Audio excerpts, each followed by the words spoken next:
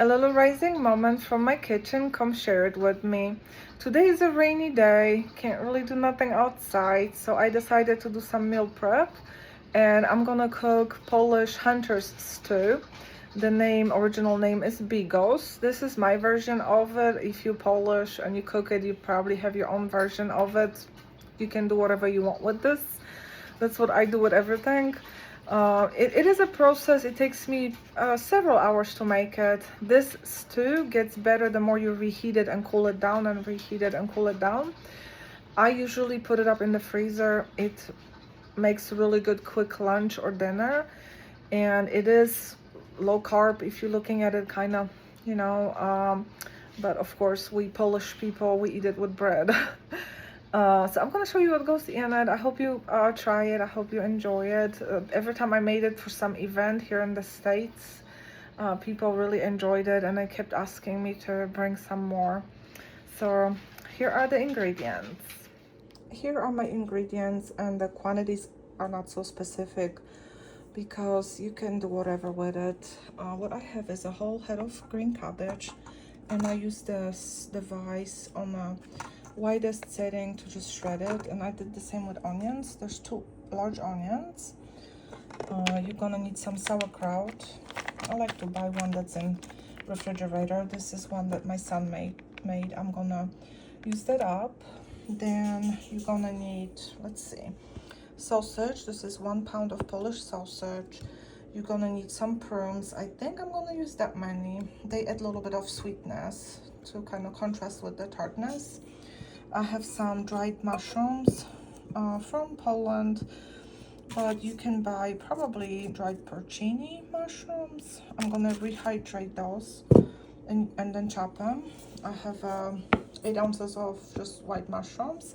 Then I have a little bit over a pound of center pork chop. So this is pork, just any kind will work. This is about a little bit over a pound of bacon, and I got the bacon ends and pieces.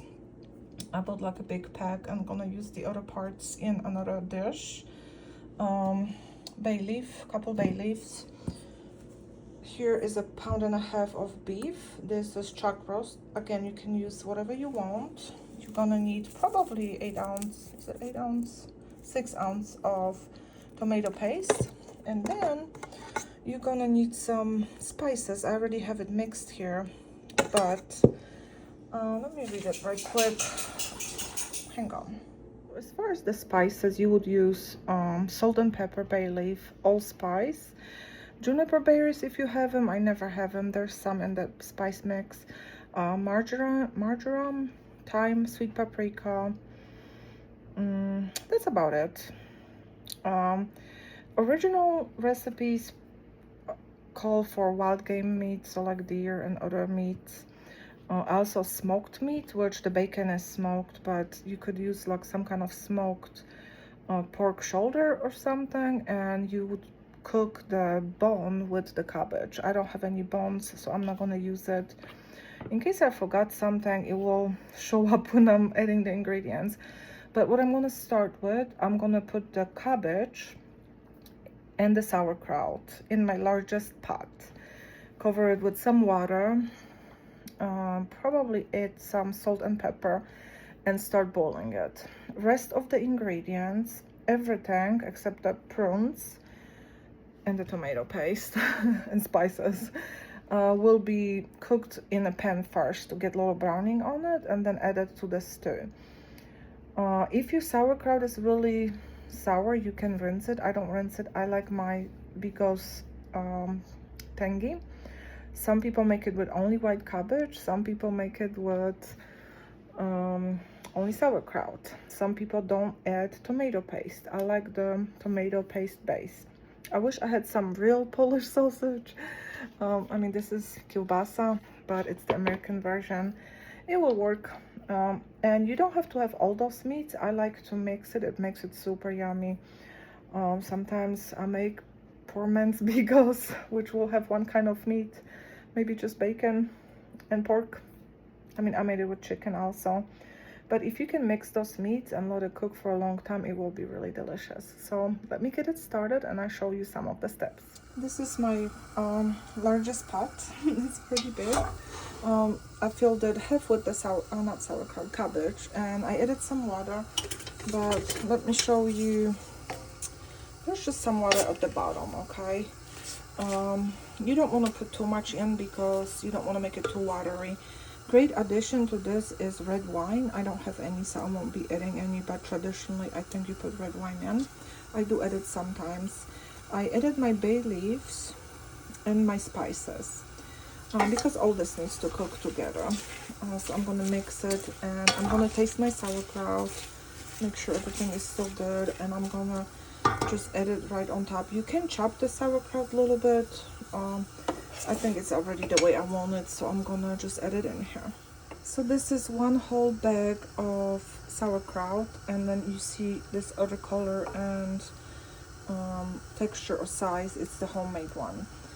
I don't drain it. I like my sour liquids in there, so I added the whole bag. I think that was a pound. So you can see how much it is.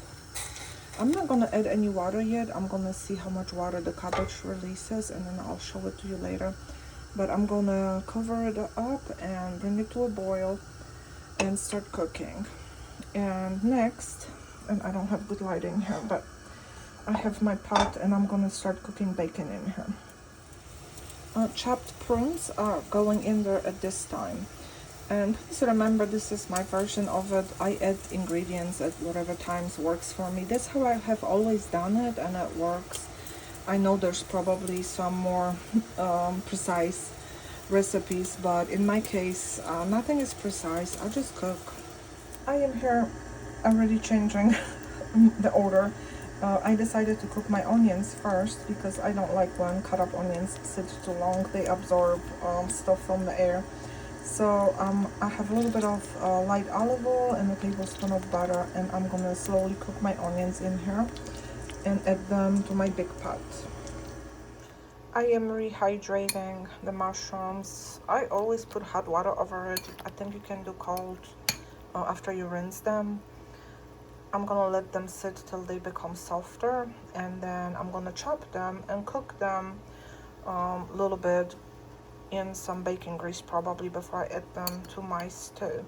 I love the smell of wild mushrooms, but this can easily be omitted. It's just one of the original things that goes in it. I have kind of softened the onions, got all the liquid out of it. Just getting a little brown on it, but that's about it. I just wanted to develop more flavors. This will go in my big pot. I went ahead and cleaned my frying pan, and I will cook bacon next. I wanted to have a clean pan so I can save my bacon grease.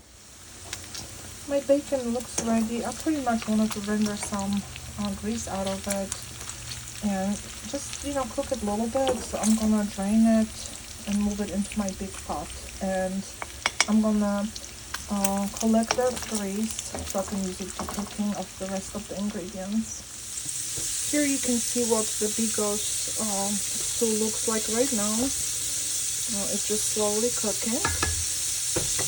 And right here I drained the grease, left just a little bit, and I'm gonna cook my kielbasa.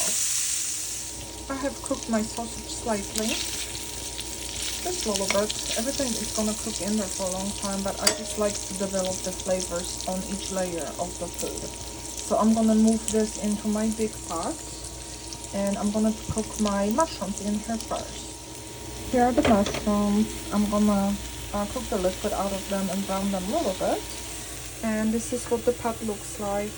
See, there's liquid in there, but not too much. You wanna kind of leave it like this. And if you do too much liquid, it's okay. It'd be more soupy, or you can even do less, and it's more like, you know, solid food. This already smells amazing, and not everything is in here yet. Mushrooms are ready to go in the big pot. And next I'm gonna cook the wild mushrooms, and I chopped them small. This is how much I ended up with, probably a cup. This don't need to cook long. You really can just put it straight in the pot, but I'm just used to doing it this way. So they are ready to go in. I'm gonna add some bacon grease here and then cook my pork. This is the whole batch of pork I'm cooking all together. Beef I'm probably gonna split in two. I want to make sure I get some browning on this. The pork has enough color, which means flavor. We're gonna move it to the big pot, and next I'm gonna cook half of the beef in here. The beef looks ready. It's browned up. I'm gonna cook the second batch and then show you the last step. Second batch of beef is browned up, and now I do want to collect all this yummy stuff under, so I'm gonna cook my tomato paste in here with a little bit of butter. You don't need to do that, but I like to cook the raw tomato flavor out of the paste and then maybe add some water and throw it in the big pot. So let's move this out, and I'm gonna show you the other part. And this is what I'm doing. I'm pretty much like melting that tomato paste into this pan. And I'm gonna add, here's my stew, just this little water to it in just a minute. I'm gonna turn the heat up a little bit, and I'm just gonna kind of dissolve this tomato paste into it, and hopefully it's picking up all the yummy flavors from this pot. And I'm gonna pour it into my big pot. I actually put a little bit more water in here after I moved the tomato paste, just so I can, you know, clean up those bits and pieces better. This is really good flavor to add to your stew. So this will go in there, but I want to show you, you know, this is now gonna be mixed in. I like a lot of tomato flavor. This is just 1 can, and I think it's enough. I'm gonna let this cook for about an hour and then taste it. Sometimes I cook it 2 hours. I've been at this actively for 3.5 hours. Now it's just gonna simmer for an hour or two. So it's like a 5-hour process to make this.